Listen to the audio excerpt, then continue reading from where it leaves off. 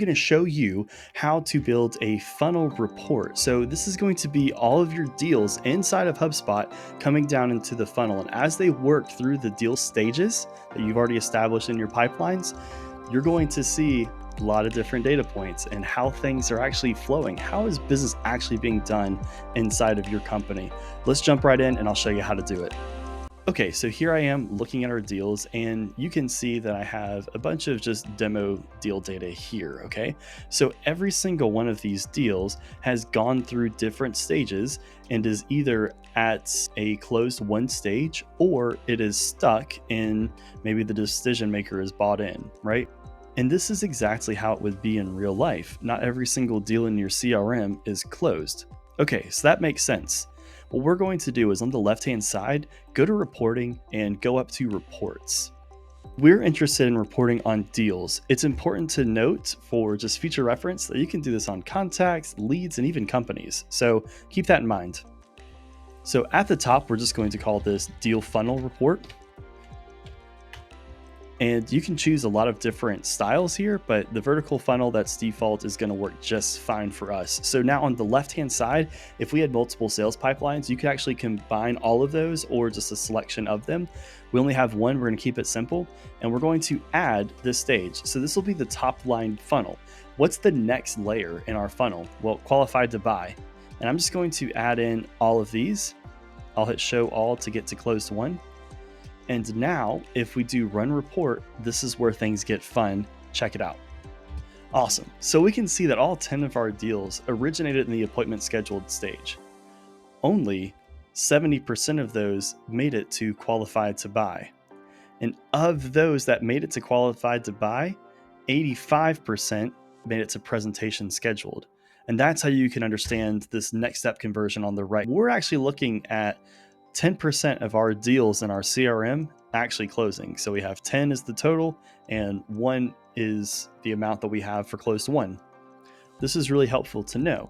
So one thing we're looking at is, hey, at what point are we creating deals and why are only 70% of them reaching the qualified to buy? That's actually a fair number in this situation, but you may look at that and see something is very, very off. And now you can go back and see that, well, sales reps are creating deals when they shouldn't be, or marketing qualified leads aren't as qualified as they should be, right? There's a lot of things you can do to go investigate and understand this further. So for here, let's look at our example. Let's look at our data. We have 6 presentations, and now only a third of those are going to decision maker bought in. That's a little weird. So I would look there to understand what's going on. Ideally, we would have maybe 4 or 5 reach this stage.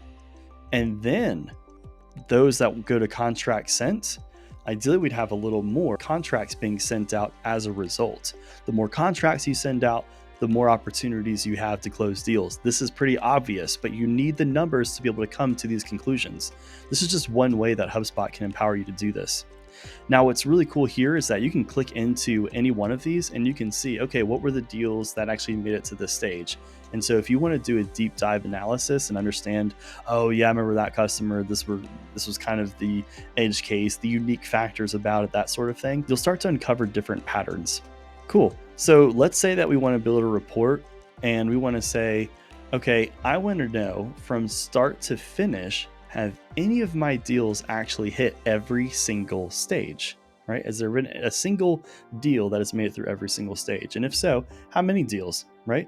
Because you may find out that this decision maker bought in stage isn't actually critical for your business because it's the same as the contract sent.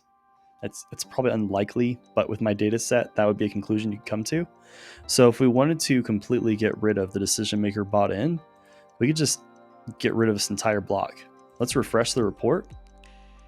Maybe this is really what you're after. Maybe these are the key stages that every deal goes through in your business, and this is what you want to report on. But again, for me, I actually went to see how many of these went through every single stage.